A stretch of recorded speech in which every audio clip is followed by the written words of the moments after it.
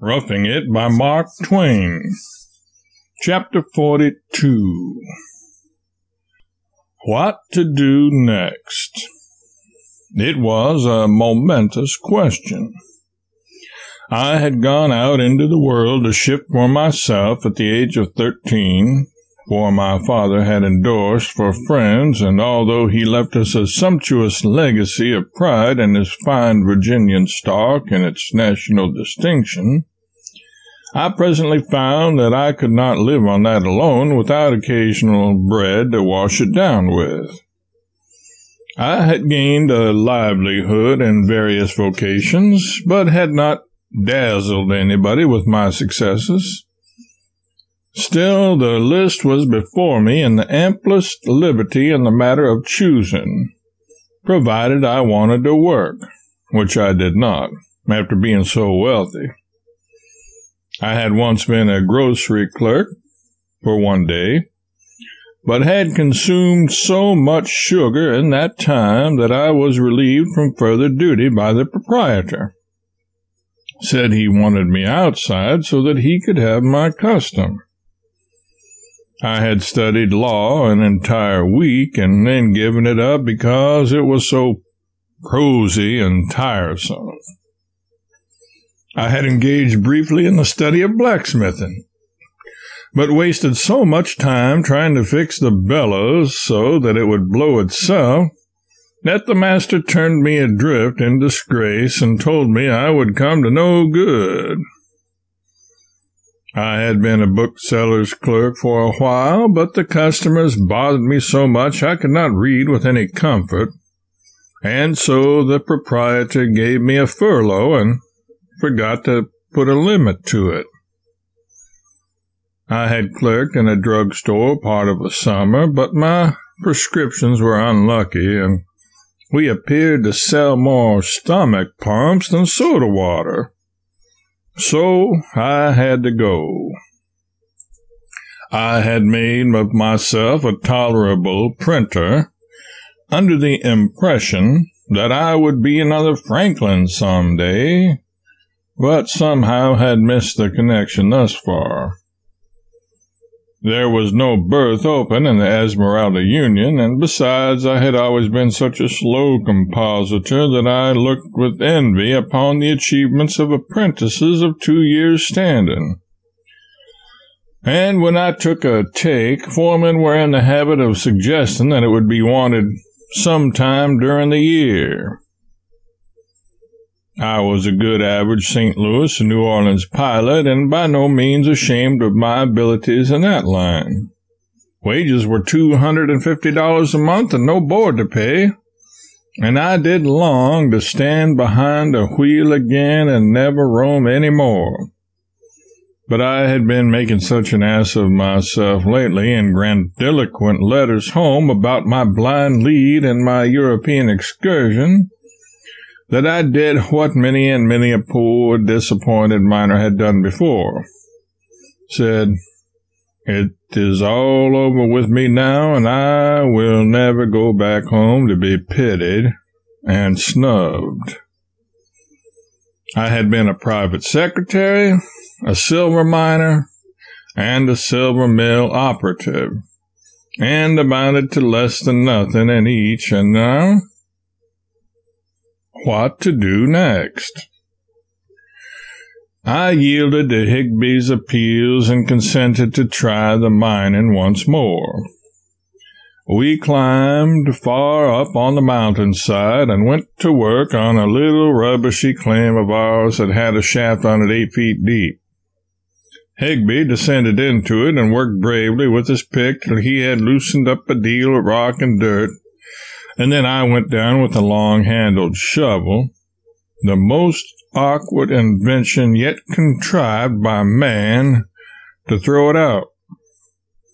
You must brace the shovel forward with the side of your knee till it is full, and then with a skillful toss throw it backward over your left shoulder.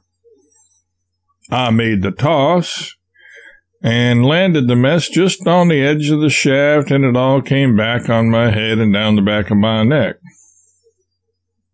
I never said a word, but climbed out and walked home. I inwardly resolved that I would starve before I would make a target of myself and shoot rubbish at it with a long-handled shovel. I sat down in the cabin and gave myself up to solid misery, so to speak. Now, in pleasanter days, I had amused myself with writing letters to the chief paper of the territory, the Virginia Daily Territorial Enterprise, and had always been surprised when they appeared in print. My good opinion of the editors had steadily declined, for it seemed to me that they might have found something better to fill up with than my literature. I had found a letter in the post office as I came home from the hillside, and finally I opened it. Eureka! I never did know what eureka meant, but it seems to be as proper a word to heave in as any when no other that sounds pretty offers. It was a deliberate offer to me of $25 a week to come up to Virginia and be city editor of the Enterprise.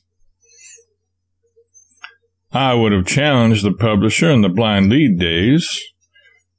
I wanted to fall down and worship him now. $25 a week. It looked like bloated luxury, a fortune, a sinful and lavish waste of money.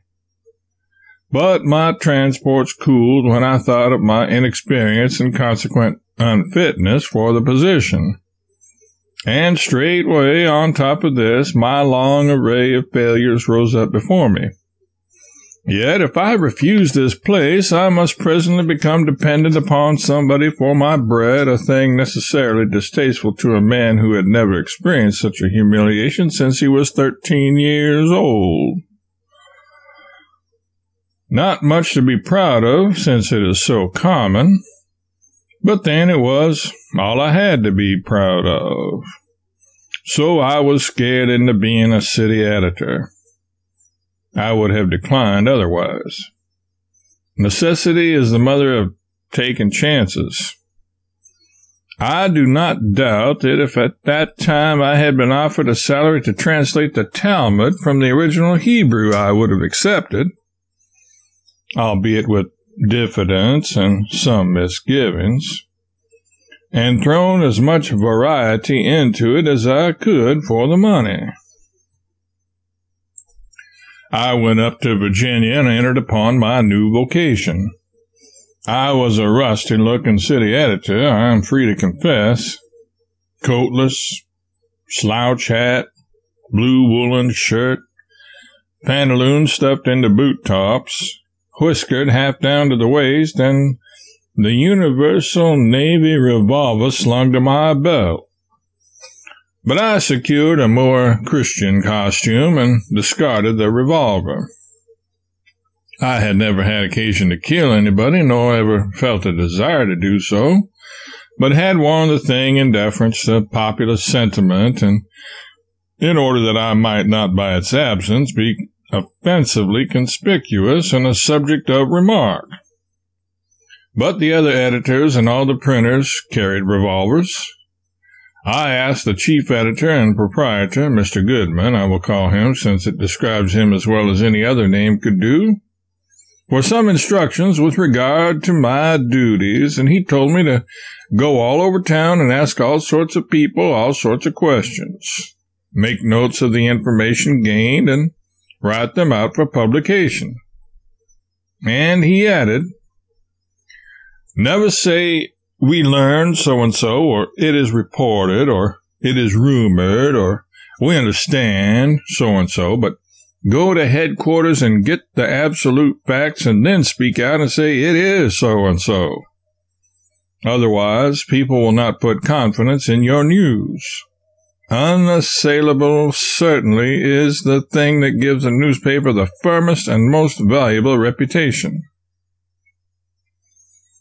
It was the whole thing in a nutshell, and to this day, when I find a reporter commencing his article with, we understand, I gather a suspicion that he has not taken as much pains to inform himself as he ought to have done. I moralize well, but I did not always practice well when I was a city editor. I let fancy get the upper hand a fact too often when there was a dearth of news. I can never forget my first day's experience as a reporter. I wandered about town questioning everybody, boring everybody, and finding out that nobody knew anything. At the end of 5 hours, my notebook was still barren. I spoke to Mr. Goodman. He said, Dan used to make a good thing out of the hay wagons in a dry time when there were no fires or inquests. Are there no hay wagons in from the Truckee? If there are, you might speak of the renewed activity and all that sort of thing in the hay business, you know. It isn't sensational or exciting, but it fills up and looks businesslike. I canvassed the city again and found one wretched old hay truck dragging in from the country. But I made affluent use of it. I multiplied it by 16, brought it into town from 16 different directions, made 16 separate items out of it, and got up such another sweat about hay as Virginia City had never seen in the world before. This was encouraging. 2 nonpareil columns had to be filled, and I was getting along. Presently, when things began to look dismal again, a desperado killed a man in a saloon, and joy returned once more. I never was so glad over any mere trifle before in my life. I said to the murderer, "Sir, you are a stranger to me, but you have done me a kindness this day which I can never forget. If whole years of gratitude can be to you any slight compensation, they shall be yours. I was in trouble, and you have relieved me nobly, and at a time when all seemed dark and drear. Count me your friend from this time forth, for I am not a man to forget a favor." If I did not really say that to him, I at least felt a sort of itching desire to do it. I wrote up the murder with a hungry attention to details, and when it was finished experienced but one regret, namely, that they had not hanged my benefactor on the spot so that I could work him up too. Next, I discovered some emigrant wagons going into camp on the plaza and found that they had lately come through the hostile Indian country and had fared rather roughly. I made the best of the item that the circumstances permitted, and felt that if I were not confined within rigid limits by the presence of the reporters of the other papers, I could add particulars that would make the article much more interesting. However, I found one wagon that was going on to California, and made some judicious inquiries of the proprietor. When I learned, through his short and surly answers to my cross-questioning, that he was certainly going on and would not be in the city next day to make trouble, I got ahead of the other papers, for I took down his list of names and added his party to the killed and wounded. Having more scope here, I put this wagon through an Indian fight that to this day has no parallel in history. My 2 columns were filled. When I read them over in the morning, I felt that I had found my legitimate occupation at last. I reasoned within myself that news, and stirring news too, was what a paper needed, and I felt that I was peculiarly endowed with the ability to furnish it.